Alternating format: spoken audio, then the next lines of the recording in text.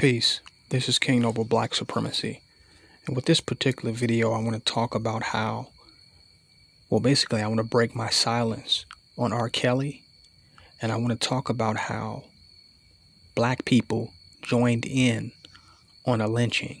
And I think this is very interesting because the conviction that was rendered to Rkelly was nothing but an act of white supremacy. That's it. Nothing more and nothing less. He was lynched before our eyes, and many black people joined in on it. Now, I'll speak on this for various different reasons. For one, his conviction was so vague, what he was actually, the crime he was charged with, racketeering. Many people want us to believe that he had an organized entity that was set up to abuse and traffic women and girls. Now, for one, that is absolutely totally ridiculous.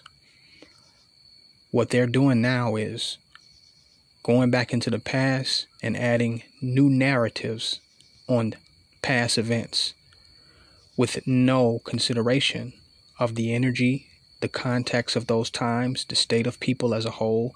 It doesn't even matter. They can now invent a new narrative right now and go and superimpose it on the past. That's what they did with Bill Cosby. Whatever Bill Cosby was into at that time represented the time that he was in and the mindset of the general people.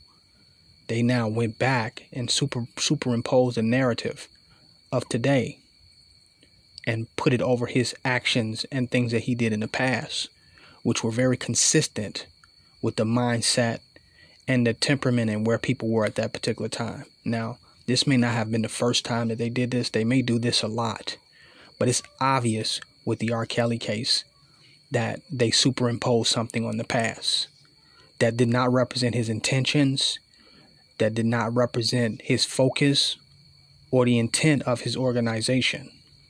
It's just him being a celebrity with lots of money and him appealing and catering to his fan base and his audience in order to stay relevant, in order to continue to be a successful black man. If Rkelly was not Rkelly, Rkelly would not have been Rkelly. So Rkelly would not have been able to feed his family, stay relevant, be one of the most largest, most talented artists of this century if he was not the totality of himself. So many people who hate Rkelly and have a problem with Rkelly doesn't realize that Rkelly had to be Rkelly. He had the pressure of being Rkelly in order to be Rkelly. Now, if he was some irrelevant, what you would consider broke black man, not famous, not talented, not significant, nobody cares. They have something negative to say about him. Oh, well. But in order for him to be somebody that was famous, that was relevant, that was rich, he had to be who he was. The pressures of him being who he was necessary. He had to continue to play the role and continue to play the act of being that particular individual. It was all relevant to the level of fame and success that he reached as an individual, period. He could not have done any less and been the man that he ultimately added up to be. So let's be clear on that. So we go and take whatever was necessary for this black man to be successful in America, and we demonize that. When if he was less than successful as he would have been equally demonized in this society and considered absolutely nothing, and still hated on by white supremacy just merely for the color of his skin, period. But he made something out of himself by any means necessary, and he continued to act in accordance to the necessary means of making something out of himself within this society. And a negative narrative was superimposed on that entity to say that Rkelly was doing anything other than constantly doing whatever it took to continue to be successful. To add any other narrative to that is completely foolish. That's like to say that anything that Trump did was not to become the president of the United States. That's like to say everything he did in his campaign was not to become the president of the United States. Everything he had to say, how he had to appeal to the Republicans, how he had to create, the pro-Trump group, the Make America Great Again, all that was a part of his campaign to be who he was. This is a fact. So you can go and demonize that and say he was running a corrupt enterprise for the purpose of whatever. And add that narrative to it, removing the fact that he was trying to become the president by any means necessary. That's the first problem that I have with the Rkelly conviction. That it was not RICO. He was not engaged in RICO. He was not a corrupt organization. Because there was no evidence that people consciously worked in cohorts to help facilitate any of the allegations that Rkelly was accused of. There is no evidence of that there was any organized effort, or there was no collective consciousness, or there was no conscious involvement of many individuals to help facilitate these allegations. Second, they got him for white slavery. They got him for taking women across state lines for immoral purposes. Your enemy is still dictating your morality. The white man, the devil, he who lacks all morality. The beast, Satan, is still determining your morality. If Me Too wants to determine the morality for white males, then so be it. Let these white women determine the morality for white males who have oppressed them and enslaved them right along with black people, right along with the black man, and right along with the black woman. The white male has oppressed the white woman, the black man, and the black woman. He's oppressed all of them. The white woman in certain instances have helped the white man oppress the black man and the black woman. So she's not off the hook. But we do acknowledge that she was oppressed by the white man in this society, in this white male patriarchal society. So if she wants to get back at him, Harvey Weinstein, Epstein, whoever of these individuals, if she wants to get back at them, then that's her issue. That's between her and the white man. Let her Me Too the white man. But she does not determine the morality, the culture, the religion, or the morality of the black race or black men in general. She does not create or engineer the context by which pain is perceived for black men or black women, period. She's in no position to do that. Our slave master will no longer dictate our morality. If they do, they're nothing but exercising white supremacy. If we've been freed, we're free from being under them, their religion, their culture, their cultural paradigm, their perspective, their opinion. If we're free from them, we are free from them. They can't invent some new movement called the Me Too or any kind of movement where now they're in position of power to determine our morality. And that's what this white woman prosecutor intended to do. That's what the white race is continuing to do, is to determine our morality, even through the government agencies, the Federal Bureau of Investigation, FBI. They're all still trying to dictate the morality of black people. They said he was participating in immoral acts. Says fucking who? Who says that he was participating? Whose morality? Who's making up the morality? Based on whose morality? Whose cultural paradigm? Whose religion?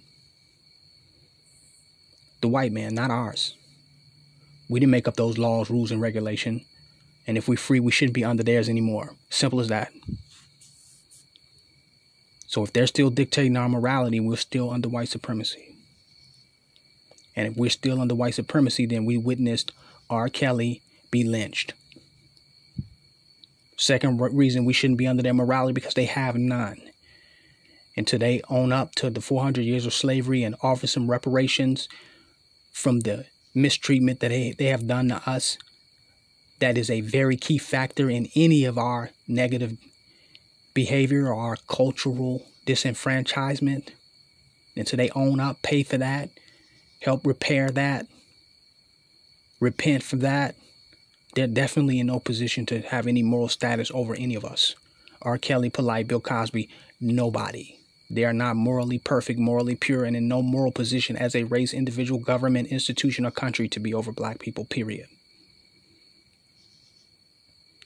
Example, top official in FBI arrested for sex crimes against children.